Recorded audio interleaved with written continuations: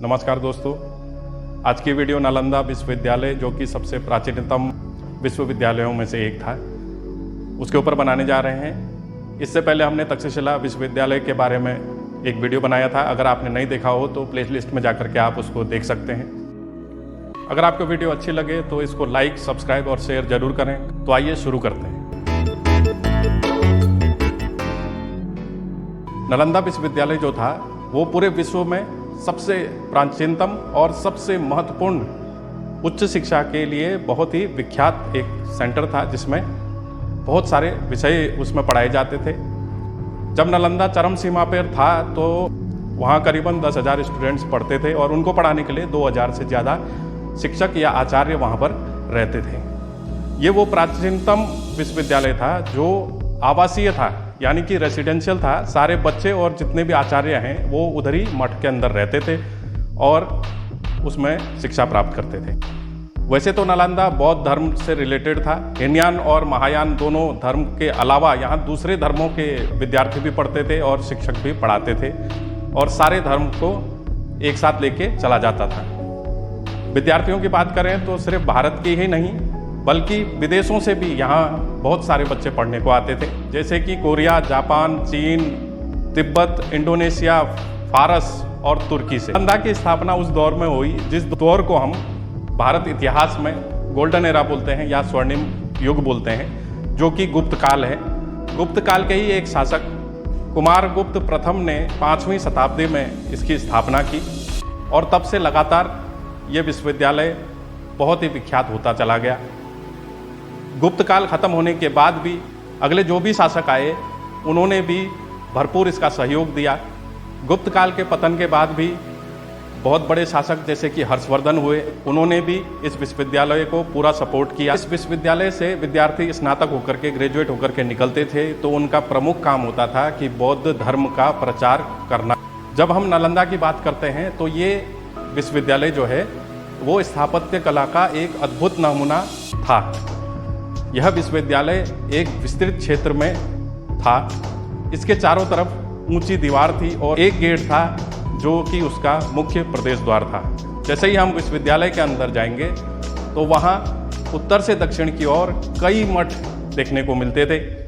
हर मठ के आगे एक कुआं खुदा होता था, और जो ये मठ हैं वो एक मंजिल से ज़्यादा के होते थे। जो इसका केंद्रीय विद्यालय था, जो मेन कैंपस था, वो बहुत बड़ा था।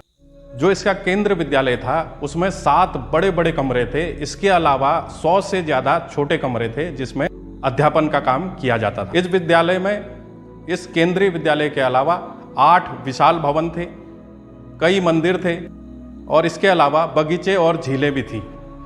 दोस्तों, नालंदा विश्वविद्यालय दुनिया का एकमात्र विश्वविद्यालय है जहां से बौद्ध धर्म की परंपरा शुरू हुई थी। यह विश्वविद्यालय एक प्री प्लान के तहत बनाया गया था, और उसके जो आर्थिक क्रियाकलाप है उनको चलाने के लिए इस टाइम के राजा ने लगभग 200 गांव विश्वविद्यालय को दान के रूप में दिए थे। और इन्हीं गांवों से जो भी फसल होती थी तब के टाइम में, और जो भी अर्निंग उनकी होती थी, उसी से विश्वविद्यालय की कार्यप्रणाली और जो भी क्रियाकलाप होते थे वो चलते थे। और दोस्तों, आपको यह जानकर हैरानी होगी कि वहाँ पर यानी नालंदा विश्वविद्यालय में जो भी सिलेबस पढ़ाया जाता था उसकी अलग से कमेटी होती थी, और दूसरी जो कमेटी होती थी नालंदा विश्वविद्यालय के प्रचार प्रसार के लिए पूरे वर्ल्ड में, इवन कि पूरा एशिया में इसका प्रचार होता था। और तब के जो विद्वानों की बात करें, जैसे वेंसांग, शीलभद्र, चंद्रपाल जैसे विद्वानों ने यहाँ पर पढ़ाया भी और शिक्षा भी ग्रहण की। और यदि नालंदा विश्वविद्यालय में किसी स्टूडेंट को अगर प्रवेश लेना होता था यानी एडमिशन लेना होता था तो उसके लिए उसे काफ़ी कठिन परीक्षा होती थी, और ऐसा इतिहासकार मानते हैं कि लगभग 2 से 3 लेवल में उनका एग्जाम होता था। जैसे आजकल प्री, मेन और इंटरव्यू होता था, उसी की तर्ज पर स्टूडेंट की परीक्षा ली जाती थी, और मुश्किल से 20%, हाँ जी 20% स्टूडेंट ही पास हो पाते थे। और इतिहासकार यह भी मानते हैं कि यहाँ की जो लाइब्रेरी थी सबसे बड़ी लाइब्रेरी थी। वहाँ पर लगभग 2 से 3 लाख से ज़्यादा किताबें थी, और जिनमें से अधिकांश किताबें हस्तलिखित थी यानी हाथ से लिखी हुई। और यदि यहाँ पर विषयों की बात करें तो यहाँ पर मुख्य रूप से योग शास्त्र, शिल्प शास्त्र, व्याकरण, और बौद्ध धर्म से संबंधित बहुत सारे दर्शन पढ़ाए जाते थे और जिनकी खोज बिहार में आज भी जारी है।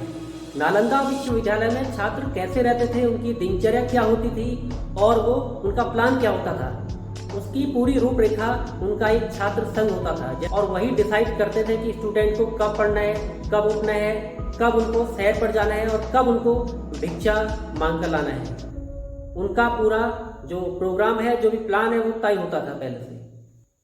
और यदि नालंदा विश्वविद्यालय की पढ़ाई की जो मतलब कैसे पढ़ाई होती थी उसकी बात करें तो वहाँ पर जो टीचर होते थे, टीचर मौखिक रूप से व्याख्यान देते थे, यानी लेक्चर देते थे, जैसे गुरुकुल प्रणाली में होता है। टीचर सामने बैठते थे पेड़ के नीचे और सामने स्टूडेंट होते थे। इसी तरह टीचर व्याख्यान देकर स्टूडेंट को पढ़ाते थे और बड़ी बात यह थी कि वहाँ पर शास्त्रार्थ यानी तर्क वितर्क करना, उस पर ज़्यादा जोर दिया जाता था।